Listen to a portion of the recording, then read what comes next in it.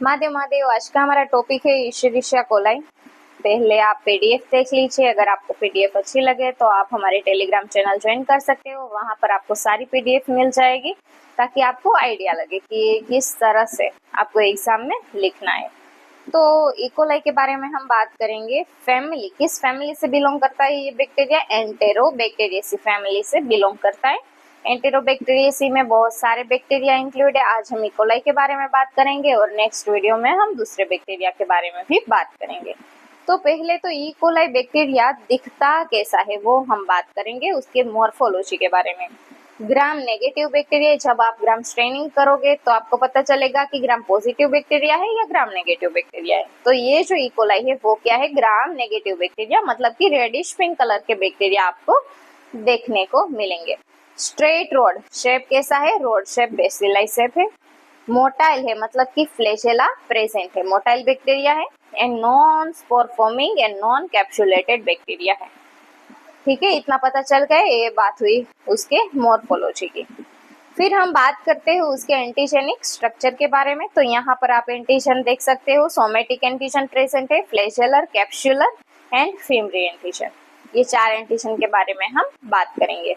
तो वो एंटीजन है वो कहाँ प्रेजेंट होगा? आउटर मेम्ब्रेन में is a part of the lipopolysaccharide. ठीक है, आउटर मेम्ब्रेन में प्रेजेंट है, is a part of the lipopolysaccharide.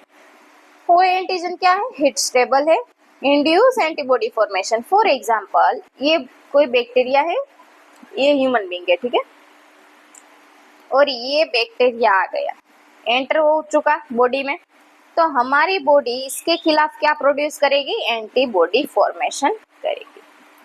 फिर है 180 ओ एंटीजन आइडेंटिफाइड है and resistance to host defence mechanism. ये जो ओ एंटीजन है वो रेजिस्ट है होस्ट डिफेंस मैकेनिज्म के अगेंस्ट, मतलब कि वो सर्वाइव कर सकेगा। फिर है एच एंटीजन फ्लैजेलर एंटीजन। कहाँ पर लोकेट है? ये लोकेट है on the bacterial flagella. Heat labile है, मतलब कि अगर आप ज्यादा हीट दोगे तो वो सर्वाइव नहीं कर पाएगा। ये antigen responsible for bacterial motility, flagellar antigen है, बैक्टीरियल मोटिलिटी में हेल्प करेगा। 50 to 60 H antigen types are known कितने हैं? 50 to 60 एच एंटीजन। फिर एक कैप्सुलर एंटीजन।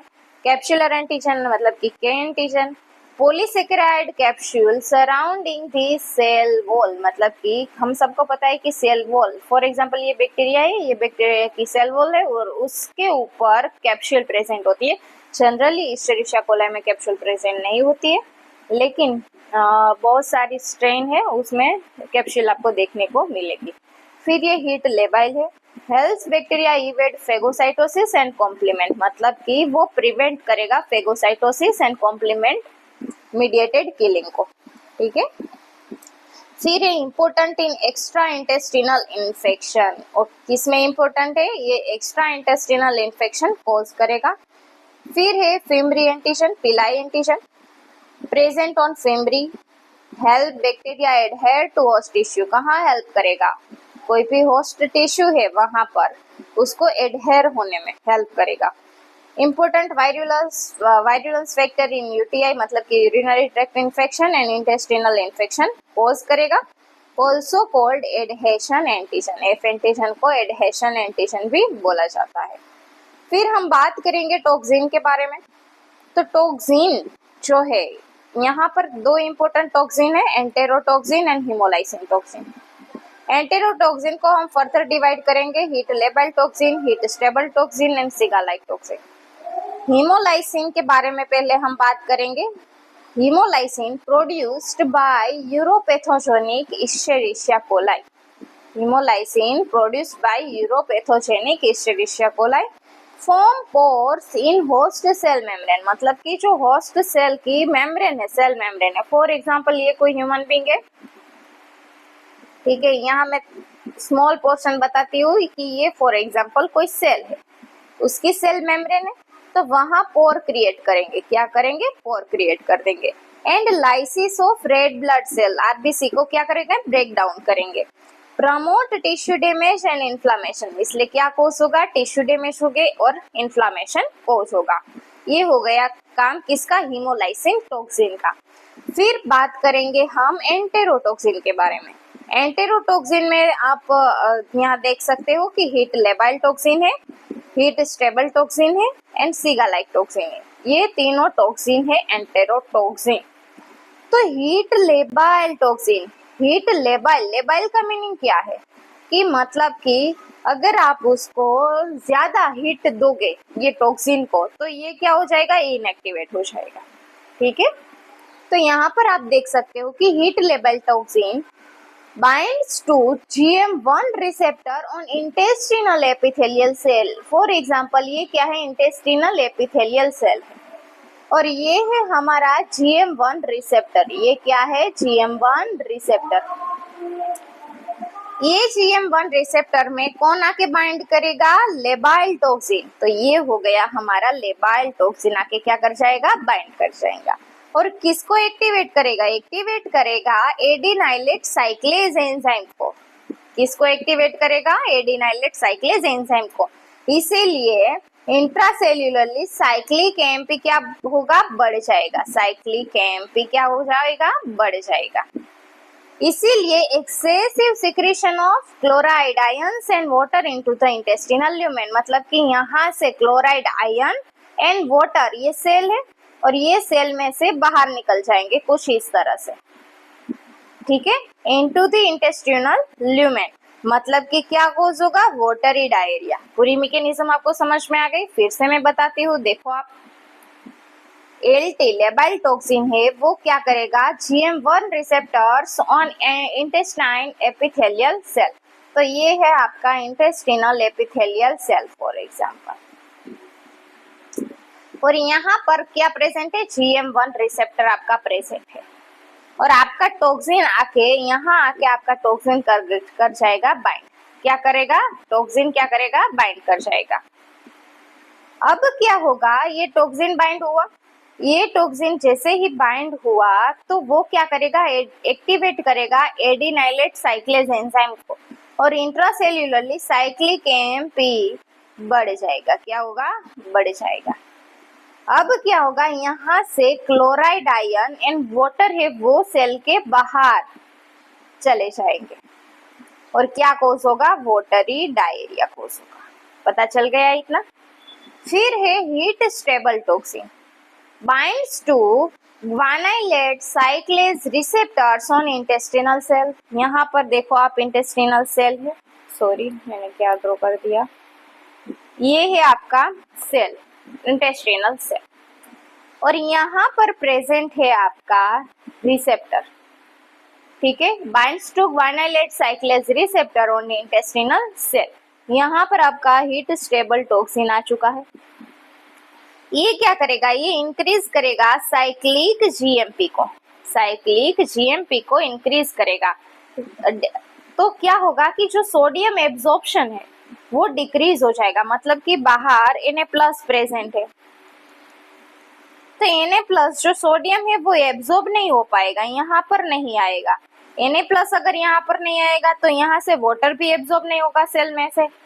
तो मतलब कि यहाँ देखो सोडियम डिक्रीज हो गया, एब्जॉर्प्शन डिक्रीज हो चुका है, तो यहाँ बहुत सारे सोडियम है, तो यहाँ जो सेल का भी वाटर है वो भी कहाँ चले जाएगा, बाहर चला जाएगा कुछ इस तरह से।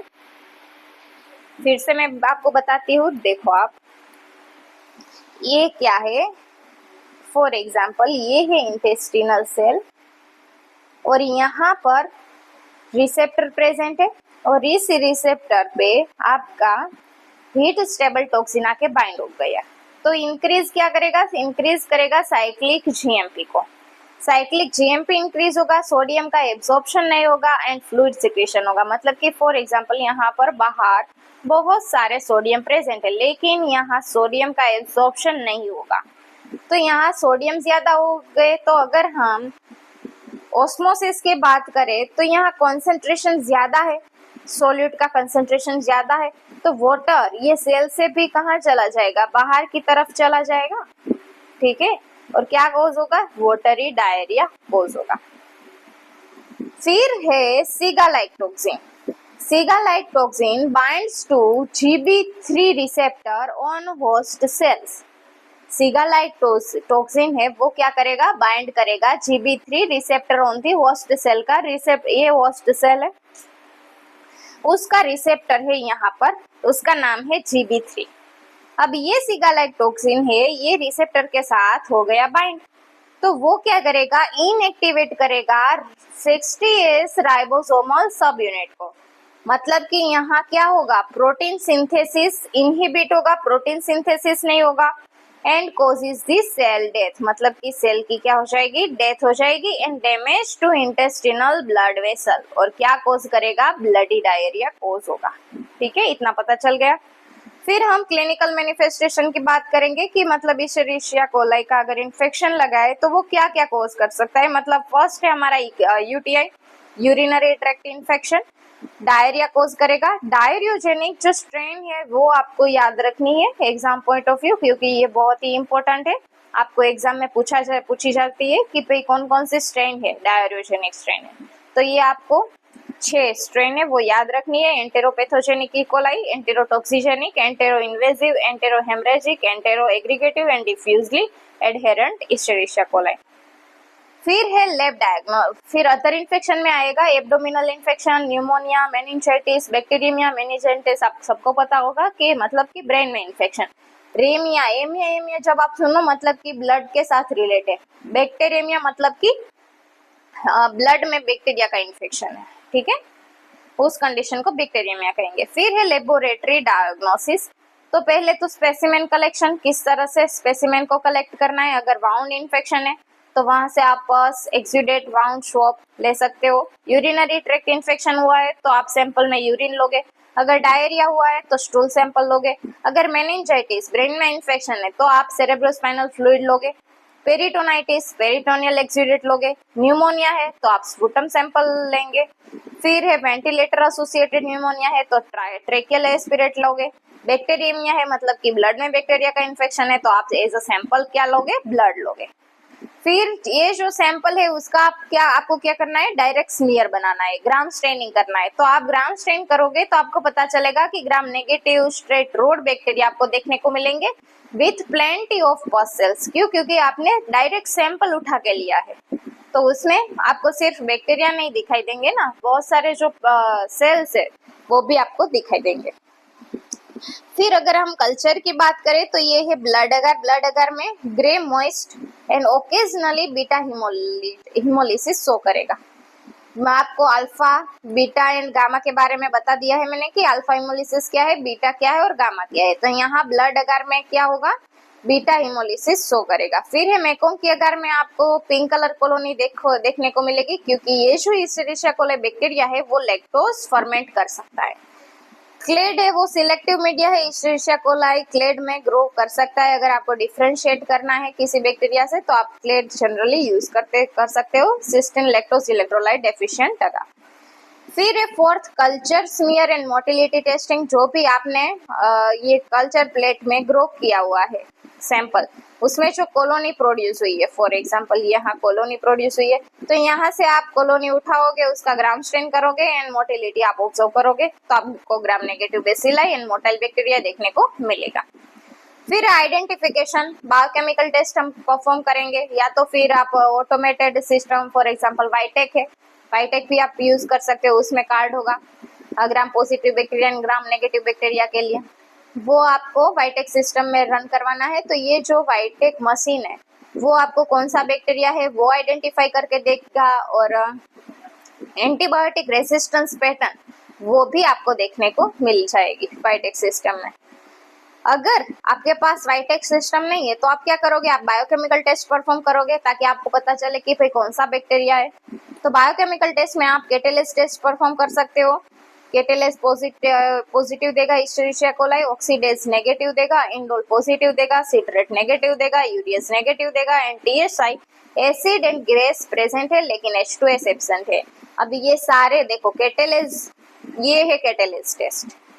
कैटेलेस टेस्ट में क्या करना है, आपको एक ग्लास स्लाइड लेनी है, उसमें आपको H2O2 का ड्रॉप ऐड करना है, ठीक है, 2 ड्रॉप या 1 ड्रॉप आपको H2O2 ग्लास स्लाइड में लेना है। उसके ऊपर देखो यहाँ पर आपने एक ग्लास स्लाइड ली, यहाँ मैंने H2O2 का एक ड्रॉप लिया। फिर आपको क्या करनी है, ये पेट्री प्लेट है और उसमें बहुत सारी कॉलोनी है, आपको एक कॉलोनी पिक करनी है और यहाँ इसके साथ मिक्स करनी है। अगर आपको कुछ इस तरह से बबल फॉर्मेशन देखने को मिलेगा, मतलब कि कैटालिस्ट पॉजिटिव है। क्यों? क्योंकि ये जो बैक्टीरिया है कैटालिस्ट प्रोड्यूस करेगा तो H2O2 को H2O प्लस O2 के अंदर स्प्लिट करेगा और ये O2 आपको बबल फॉर्मेशन की तरह देखने को मिलेगा। ये हो गई कैटालिस्ट। तो ये बैक्टीरिया है इकोलाई, वो कैटालिस्ट पॉजिटिव देगा। फिर है ऑक्सीडेज नेगेटिव देगा। ऑक्सीडेज टेस्ट है, यहाँ पर आप देख सकते हो, ये है हमारी ऑक्सीडेज टेस्ट। ये ऑक्सीडेज डिस्क है, ठीक है। ये क्या है, ऑक्सीडेज डिस्क है। आपको क्या करनी है, कॉलोनी लेनी है और इस पर यहाँ वायर लूप की मदद से आपको क्या करना है, कुछ इस तरह से आपको रखनी है कॉलोनी। अगर आपको कॉलोनी रखी और आपको पर्पल कलर देखने को मिल रहा है, मतलब कि ऑक्सीडेज टेस्ट पॉजिटिव है। पर्पल कलर अगर आपको देखने को मिल रहा है तो मतलब कि ऑक्सीडेज पॉजिटिव है, मतलब कि ये जो बैक्टीरिया है वो ऑक्सीडेज एंजाइम प्रोड्यूस कर सकता है, लेकिन हमारा एस्चेरिशिया कोलाई है वो एक ऑक्सीडेज एंजाइम प्रोड्यूस नहीं कर सकता है, ठीक है। ये जो डिस्क है उसमें ऑक्सीडेज रिएजेंट इम्प्रेग्नेटेड होता है। आप जब ये कॉलोनी इसके साथ इसके ऊपर रखोगे तो ये जो कॉलोनी है यहाँ आपको यहाँ इंडिकेटर मीडियम भी प्रेजेंट होगा जनरली ऑक्सीडेज डिस्क में, और ये जो ऑक्सीडेज रिएजेंट है वो कन्वर्ट होगा इंडोफिनॉल के अंदर। किस में कन्वर्ट होगा, इंडोफिनॉल के अंदर। ये इंडोफिनॉल है वो कौन से कलर का है, पर्पल कलर का, इसीलिए आपको पर्पल कलर देखने को मिलेगा। फिर है इंडोल टेस्ट, इंडोल पॉजिटिव देगा। तो यहाँ पर आप देख सकते हो इंडोल टेस्ट है, यहाँ पर आप देख सकते हो इंडोल टेस्ट है। तो यहाँ इंडोल में क्या होगा कि ये ट्रिप्टोफान ब्रोथ है। ये क्या है, ट्रिप्टोफान ब्रोथ है। उसमें आपको कॉलोनी डालनी है। क्या करनी है, कॉलोनी डालनी है। कुछ इस तरह से आपको कॉलोनी डाल के मिक्स करनी है। फिर इंक्यूबेट करना है 24 आवर तक। फिर दूसरे दिन आके आपको क्या करना है, इसके अंदर कोवाक्स रिएजेंट ऐड करना है। क्या करना है, कोवाक्स रिएजेंट ऐड करना है। कोवाक्स रिएजेंट आप ऐड करोगे तो आपको कुछ इस तरह से रेड कलर की रिंग देखने को मिलेगी अगर इंडोल पॉजिटिव है, ठीक है। ये ट्रिप्टोफान ब्रोथ है। अगर आपका बैक्टीरिया ट्रिप्टोफानेज एंजाइम प्रोड्यूस कर सकेगा तो वो क्या बनाएगा, इसके अंदर इंडोल बनाएगा। और जब आप कोवाक्स रिएजेंट ऐड करोगे तो ये रेड कलर की रिंग में आपको शो करेगा। फिर है सिट्रेट आपको कुछ देखो, ये है सिट्रेट यूटिलाइजेशन टेस्ट। आपको क्या करना है, आपको सिट्रेट ब्रोथ लेना है। पहले कुछ इस तरह से दिखाई देगा, फिर उसके ऊपर आपको कुछ देखो, ये ब्रोथ है, आपको कुछ इस तरह से स्ट्रिक करना है बैक्टीरिया को। फिर 24 आवर के बाद ऑब्जर्व करना है कि ये ग्रीन कलर से ब्लू कलर में अगर कन्वर्ट हो चुका है तो ये सिट्रेट यूटिलाइज कर सकता है बैक्टीरिया। अगर ब्लू कलर में नहीं कन्वर्ट हुआ, green colour as it is है, तो मतलब कि सिट्रेट यूटिलाइज नहीं कर रहा है हमारा बैक्टीरिया। तो यहाँ जो एस्चेरिशिया कोलाई है वो क्या है, सिट्रेट नेगेटिव देगा। फिर है यूरियस टेस्ट, यूरियस भी नेगेटिव देगा। ये है हमारी यूरियस टेस्ट। तो जब आप यूरियस ये क्या है, ये भी स्लांट है। यूरियस आपको क्या करना है, इसके ऊपर कुछ इस तरह से स्ट्रिक करना है। स्ट्रिक करने के बाद 24 आवर के बाद ऑब्जर्व करोगे कि फिर पिंक कलर का स्लांट हुआ है या फिर एज इट इज है, मतलब कि यूरियस एंजाइम प्रोड्यूस कर रहा है या नहीं कर रहा है। अगर प्रोड्यूस कर रहा होगा तो पिंक कलर का स्लांट होगा, कन्वर्ट हो जाएगा, या तो नहीं तो नेगेटिव है तो एज इट इज रहेगा। फिर है टीएसआई, ठीक है। टीएसआई बहुत ही इम्पोर्टेंट है, ट्रिपल शुगर आयन टेस्ट हम उससे कहेंगे। तो इसके अंदर टीएसआई के अंदर यहाँ पर मैं आपको इमेज दिखाती हूँ। ये है टीएसआई, कुछ इस तरह से आपका स्लांट है, ठीक है। उसके अंदर ग्लूकोज, सुक्रोज एंड लैक्टोज, ये तीनों शुगर प्रेजेंट होगी। ग्लूकोज का कंसंट्रेशन होगा 0.1%, सुक्रोज का 1% एंड लैक्टोज का 1% कंसंट्रेशन होगा। ये जो शुगर यूटिलाइज कर सकेगा बैक्टीरिया, अगर मैं इकोलाई की बात करूं तो कुछ इस तरह से आपको रिजल्ट देखने को मिलेगा। कुछ इस तरह से इकोलाई है वो तीनों शुगर फर्मेंट कर सकता है एंड गैस प्रोड्यूस कर सकता है। देखो स्लैंट पहले कुछ इस तरह से था, लेकिन यहाँ पर आप देख सकते हो कि गैस फॉर्मेशन हुआ है, इसीलिए स्लैंट कुछ ऊपर की तरफ आ गया है गैस की वजह से, मतलब कि गैस भी प्रोड्यूस कर सकता है। ये है हमारे इकोलाई का रिजल्ट।